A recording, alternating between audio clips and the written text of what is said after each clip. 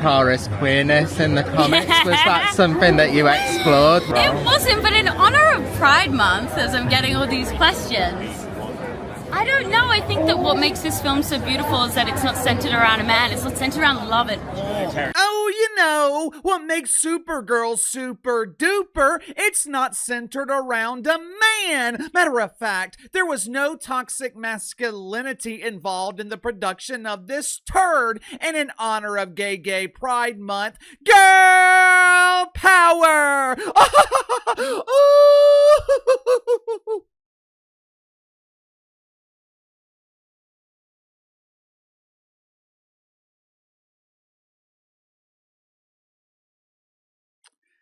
Ladies and gentlemen, that was Billy Alcock, but my name is Millie! It doesn't matter what your name is! I apologize for dead naming. I thought Millie was choosing to identify as Billy. That was Millie Alcock leading up to the premiere of Supergirl. Now, for those that don't know, and judging by these box office results, I think that includes everyone, Supergirl is about a young woman named Kara Zor-El who chooses to identify as Supergirl. It follows her on an interstellar journey in search of vengeance and justice. Initially, she is relying on the booze to cope with the trauma of transitioning from Kara Zor-El to Supergirl. One day at happy hour, she meets a super dork named Ruthie Marie Knoll. As it turns out, Ruthie is choosing to identify as an alien. Now, I always thought aliens were gender non-binary, but this particular alien seems to identify with the female section of the gender spectrum. Long, painfully boring story short, the super dork identifying as an alien teams up with Supergirl, and they save the planet or something. Maybe they saved the planet from toxic ass gas. Perhaps they saved the planet from dangerous cow flatulence. Who knows and who cares? You see, that was the problem with Supergirl. Hollywood could not find anyone who cared about this flaming ass fire. Supergirl was released in theaters on June 26th of this year, which was about 6 weeks ago. It took Hollywood about 6 hours to come to the harsh realization that Supergirl was a super turd. The production budget for this instant ass fire was around $170 million. Once marketing and promotion costs were included, Supergirl needed a minimum of $315 million just to break even. Opening weekend, Supergirl generated less than $40 million, but that's okay. I'm sure there was plenty of competition during that last weekend of June. Kids are out of school. Parents are looking for ways to entertain them. They're not going to entertain their misbehaving children by taking them to the movies, right? I'm sure Supergirl was able to build momentum and crush the competition at the box office in the following weeks. I mean, who doesn't want to see female superheroes? What man doesn't want to be saved by a woman? That's not emasculating. That's not embarrassing. That's progress. Last week, Warner Brothers and DC Studios, which were responsible for producing this turd, after 5-6 weeks of huge embarrassing failure, they finally surrendered by waving the rainbow flag. Please, please end this misery. Supergirl is a stain on our reputation. We are so embarrassed. I cannot believe we produced a super failure. With domestic and international sales combined, Supergirl generated $126 million at the box office.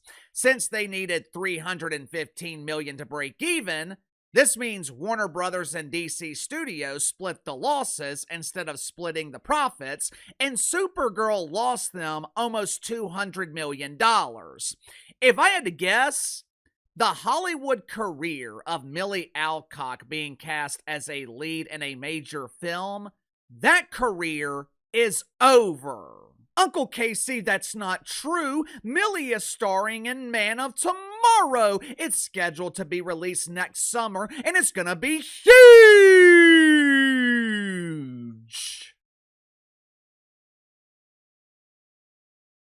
Yeah, Millie was essentially cast as an extra in that movie. She's probably making minimum wage to make a brief cameo. Supergirl was DC's lowest grossing film since 2010 when they released something called Jonah Hex. From my understanding, which is very limited on superheroes and comic books, as you guys know, Uncle Casey does not believe in fantasy. I prefer to stay in reality. But from my understanding, Jonah Hex was another movie about superheroes. I guess they should have cast Jonas Whale instead of the doofus Hex because it only generated $11 million against a budget of $100 million. No wonder Supergirl was able to eclipse Super Hex. McDonald's, they could put turds in a box and call them McTurds, and they would generate more than $11 million. Supergirl is another in a long line of huge embarrassing failures for Hollywood. Now, just to be clear, not every Hollywood film is a failure.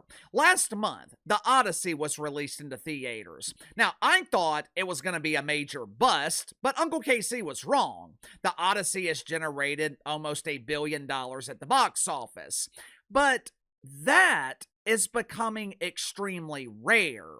For years now, Hollywood has been struggling. Budgets are shrinking. Shooting days are down double digits in the People's Republic of California. Instead of movies being shot and produced in Hollywood, studios are now outsourcing. They are filming in Canada. They are filming down here in the South. Why? Box office sales are declining, while taxes in the People's Republic of California are some of the highest in the country. These doofus Hollywood celebrities, they got exactly what they wanted. Tax the rich, tax those evil billionaires. Communism is your friend. This is what democracy looks like. California, which used to be viewed as the land of opportunity, hell, it wasn't all that long ago that people dreamed of living in California. I remember when I was in college, I dreamed of living in New York City. I dreamed of living in Los Angeles, San Francisco. Today, people are dreaming of leaving. Reverse migration is a real problem in Mexico. To his credit, Gabby Newsom solved the illegal immigration problem before Donald Trump. He made life so miserable in the People's Republic, people just started leaving voluntarily. The only action on the southern border in California is people going south. 10 or 20 years ago, a box office bomb like Supergirl, it still had the opportunity to make money for the studios. At minimum, it still had the chance to break even. Have you guys ever seen the movie Office Space? If you haven't seen it, I highly recommend it. Ron Livingston plays the role of Peter Gibbons, a dude who hates his mundane corporate job. I can really relate to the movie because I hated every corporate job I ever had. Hell, I hated every job I ever had until I started doing this here on YouTube. Office Space was released in theaters in February of '99. The production budget was $10 million. They probably needed 18 to 20 million to break even, which was a low budget even for 30 years ago. But Office Space only generated $12 million at the box office.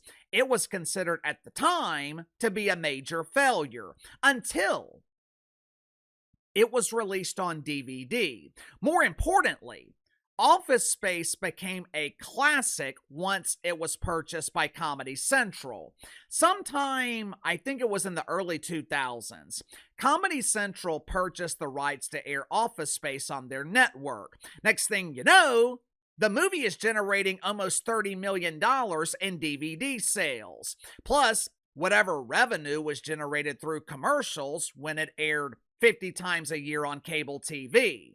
Even though it bombed at the box office, Office Space was profitable. Unfortunately, though, for Hollywood, that business model is now antiquated.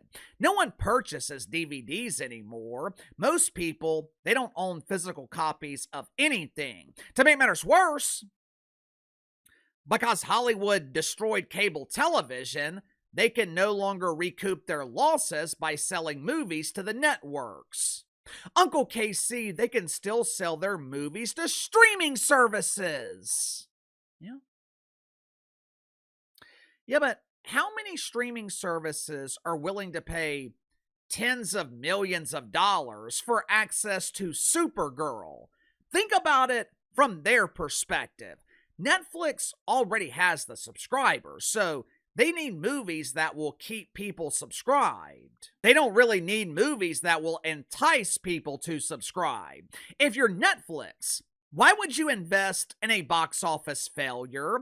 If you're going to purchase the rights to a movie, wouldn't you want a movie that people are actually interested in watching? To be honest with you, I think streaming is killing television in general. I was never really all that into movies. I would rather watch shows on TV. But we did not realize how good we had it with cable and satellite. When streaming initially came out, it was sold as a cheaper alternative to cable. Why are you paying $100 a month for Dish Network? They are ripping you off! You can pay $10 a month for Netflix and have access to millions of hours of content. Netflix might have millions of hours of content, but the vast majority of it is the drizzling shits.